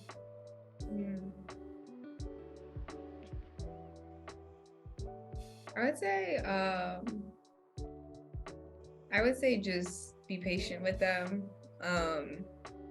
Also realize that like going back to what we were saying earlier, that like they're just human and that they're just figuring things out like you are. And that, you know, being a mom is like a lifetime commitment. So that is kind of like, you know, they, even if you don't feel like they're thinking about you or they're maybe not there for you, like they are, I mean, I can't speak for everyone's mom, but maybe like, I guess just try to think of it like they are being there for you in the best way they can. What they're going through at the moment, and just not letting it affect you or make you feel less than. Because I think I always would feel that. I realize lately I feel that way sometimes if I'm like, oh, you know, maybe like she's not there for me the way like I think she should be, like maybe I'm not doing something right, or maybe there's something wrong with me, or I don't know, I would start to turn it almost internal, and I'm like, no, like I can't think that way. So yeah, I think just being patient with them, giving them space to be who they are and not making them feel like they have to do, you know, so much to be considered like a good mom. I think that's one thing too, is like their mom thinks she has to be like a real, like you do all these things to be a great mom in my eyes, and I'm like, I just really need you to be there for me in any capacity, you know, just show up in any way as a parent, especially having like not having like a dad that showed up. Like it's like, okay, just be my mom, just show up in some way. So I think, yeah, that's the advice I would give if I could give any, because I'm not, you know, I'm not really great with advice, but I think patience is definitely going to be a big key with parents, or just I've learned that it's a big thing where you can't expect so much at once. You kind of just have to work on it little by little. That's perfect. Yeah. That's what I would say, because it's honest. Yeah. And it's like, well, what else are you gonna do? You can't rush it. It's a process, and you also have to honor you within it, right? And acknowledge their hurt, radical acceptance, but at the same time, also acknowledge who they are beyond that, and who they have been able to be to you. And like you said, just patience. And those boundaries as well, like we talked about. You gotta have boundaries, or you will lose yourself. You will lose yourself in either trying to prove a point that you're better than them, or they could be better, or they don't have to be better. You're always going to be striving for a point to prove. It's not about proving a point. It's about being present in the moment and loving each other, because tomorrow is not promised. So I definitely agree with what you said, Amber, and just being patient, because I can't speak for everyone's parent, but what I can say is you were here by way of them. So if that's all you got to say thank you for getting me here safely. Deuces. You know what I'm saying? But on this Mother's Day, I really wanted to unpack the things we don't necessarily highlight, because this needs to be talked about too, because millennials out here finna be, a lot of us are moms, some of us are not. Not yet. No, my kids are at the schoolhouse. What's up, babies? Then you got a little Nugget bucket over there. Nugget. I love all my little Niecy Poos and Furfuse. I love them. I'm asking my niece Poo. She wrote her mama a little paw print. She did. We have to do that. That'll be a assignment we do together. But okay. Ooh, we coming down to the wire, and then I got a surprise for y'all from my guests. So what is like your biggest joy, and also what is something that you're intentionally working towards to improve, if any? My biggest joy. I think my biggest joy lately is just thriving like creatively and professionally, or like getting things done. Whether it be like, you know, recording a set, or like I'm working on a startup project, or like building something toward that. I think just seeing myself progress even on days where like I don't feel like doing anything. Yeah, that's been my biggest joy, is like just moving forward in some capacity. And then the second part of the question was, what do I want to improve on? If there's anything, there's always something to improve on. Absolutely. I think I just want to improve on being more, more kind to myself. Like I'm a really harsh critic on myself all around. Like I think most people are. So I take things really to heart. If I don't do something well, or I don't get enough done in a day. So I think just being kinder to myself and recognizing that I'm doing the best I can too. Like, there's no manual I'm following. I'm just trying to show up and get things done toward my future goals. So yeah, not being such a hard critic. It's tough though, especially when you know the level of what you can produce and where you're trying to go. It's like, it's so hard. And I'm like, you're so hard on yourself. Oh, leave me alone. But no, it's real. So I love that there's something you're working towards.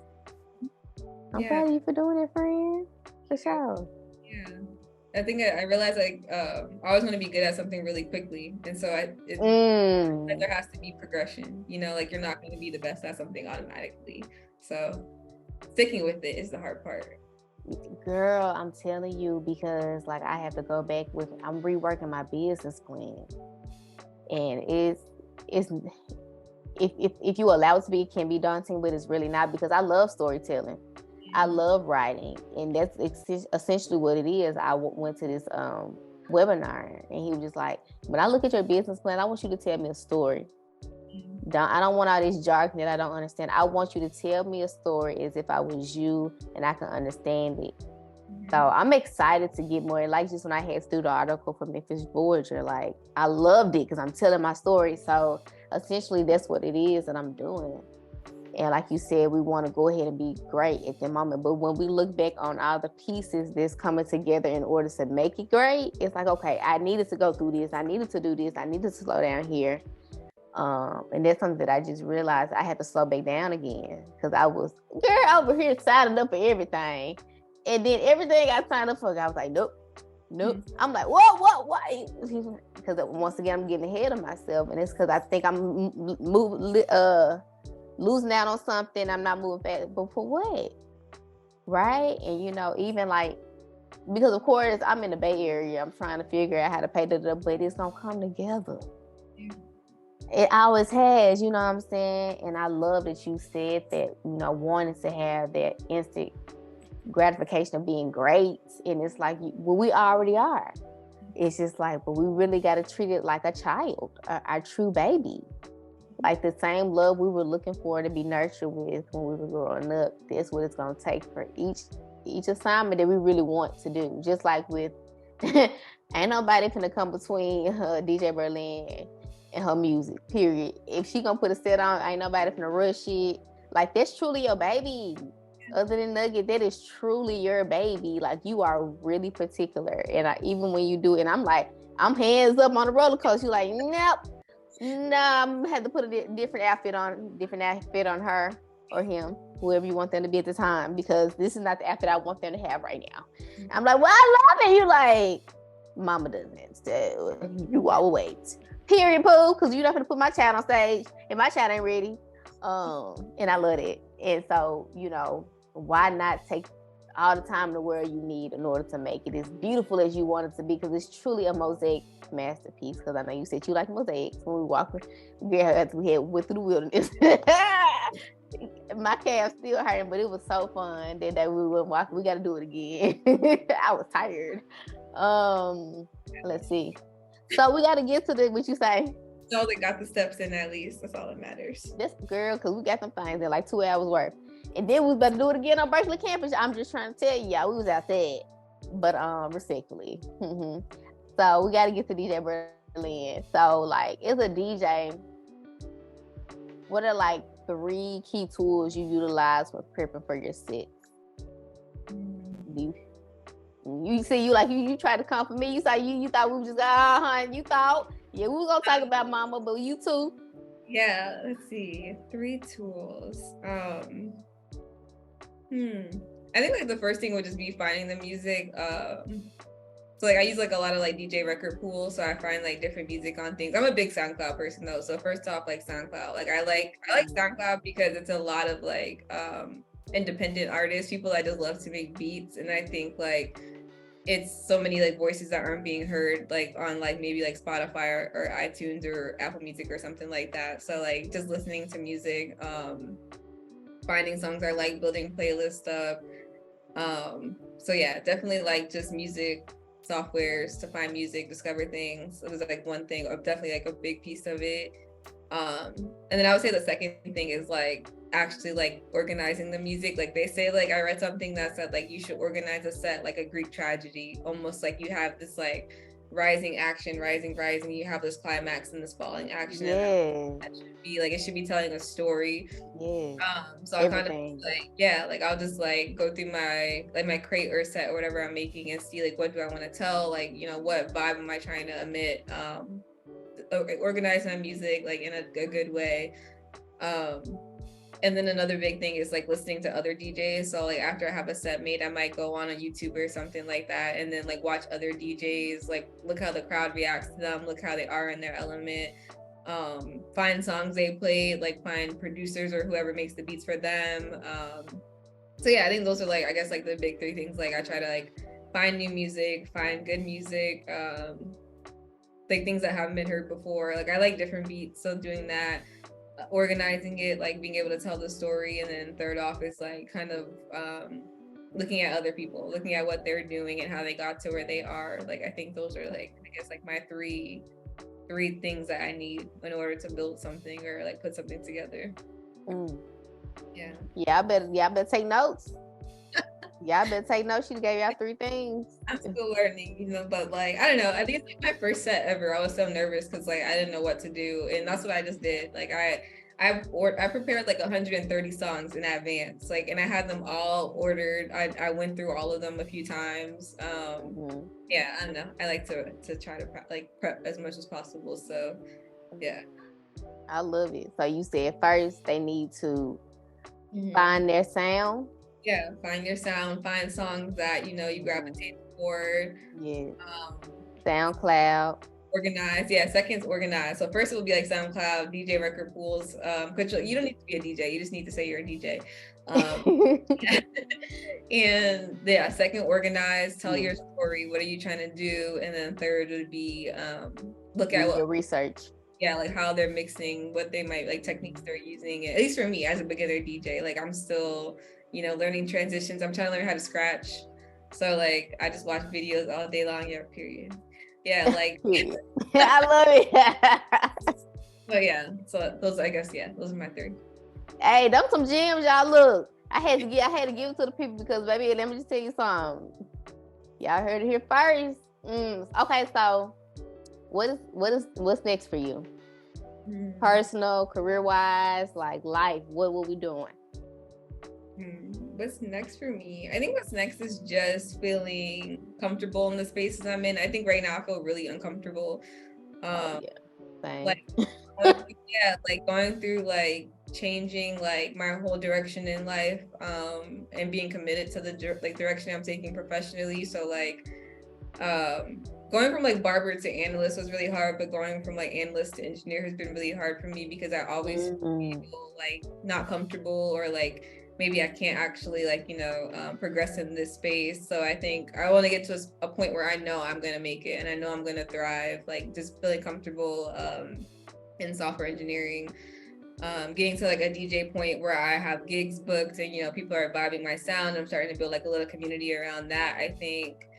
Is another big one, feeling comfortable in that space as well. And then just all around, I don't know, like creatively feeling fulfilled and like feeling fulfilled as a person, I think is what's next for me. Like I said, like I think I'm going through, I know like a lot of big changes. And so once those are settled in, I think that I want to just be able to take that all in, and I'm hoping that's kind of like the next chapter is like being able to appreciate it all and feel like I'm progressing, which I know I'm doing every day. Girl. Ooh, that's a blooper, because what are you doing? Just all in my face. I'm sorry. Yeah. It's fine. It's summer, like flies everywhere. Yeah, I think that's it for me. Like that's what's next. It's like getting through these big life events or big life changes. And just being, being who I think I can be. Stepping into who I'm envisioning myself as. Which I'm sorry, that bug to me.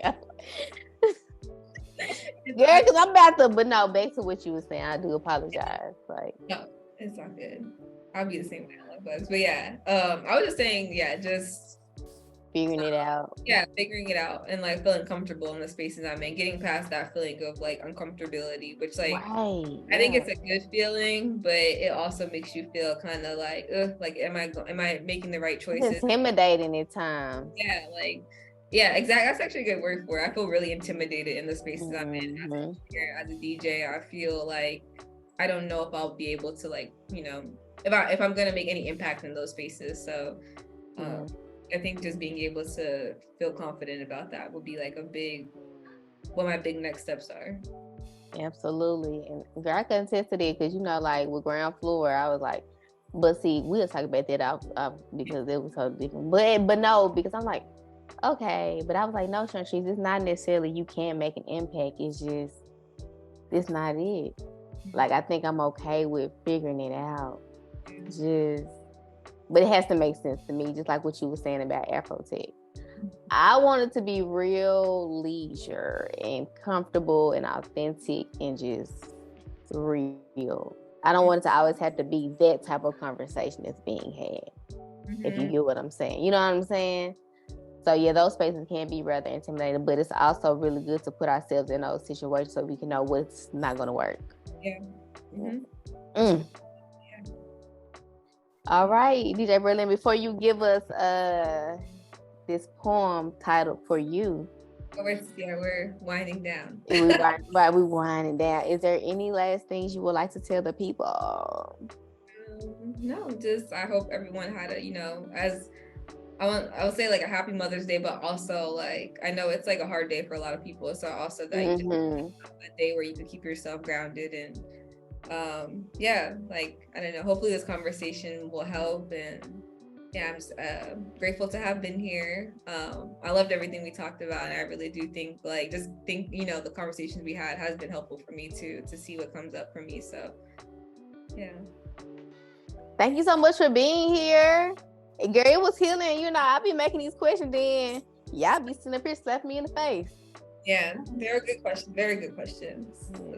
Yes, and you answered them very well, and it was definitely healing for me. All right, so we are going to actually I won't be saying it. This poem is from DJ Berlinnn, titled For You, and it really spoke so beautifully to me. I said, DJ Berlinnn, you want to say it? She said, I'll do it. DJ Berlinnn be taking on each challenge, y'all, with grace, period, poo. Yes, please. I'm here for it. A whole pour, y'all. She need her tea. Okay. Make sure I can get through this. Okay.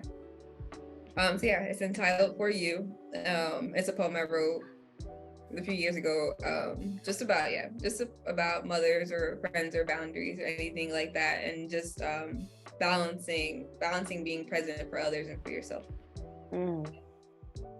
I am not an algorithm. I am unapologetically unpredictable. I am not the sun.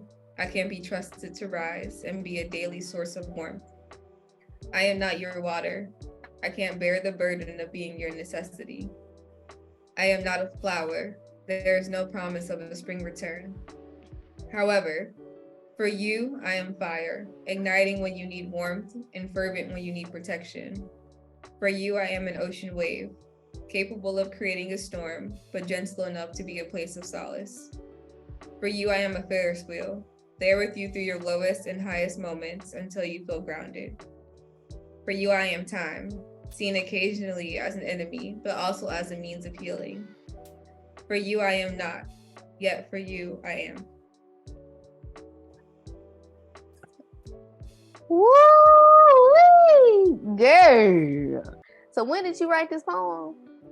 I wrote it in 2020. I wrote it when my mom was like, she was going through like all her, you know, like my mom always had like health issues growing up, but like this was like a big one where, like I said, like it changed who she was in the moment, where really like just changed who she was. And so I kind of felt, like I said, guilty about being in the Bay Area, being away from my mom, not being able to be there for her.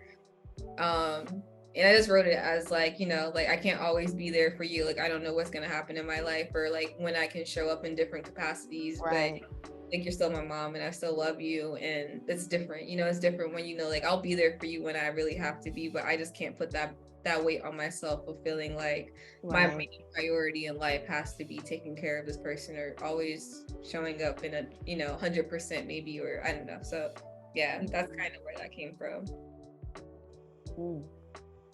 Ooh. Yeah, that was a good poem. That y'all, look, okay. So I'm finna talk to my friend off the record, but thank you again, DJ Berlinnn, for being here. Yes, and just sharing just your wisdom, sharing just your heart, your soul with us, and just being transparent. And then this beautiful poem for you. It will be on all platforms. I'm just playing, y'all. But now we're finna go. Woo! But yes, thank you again, my friend. Love you so much. You too. Bye, y'all. Family. Bye.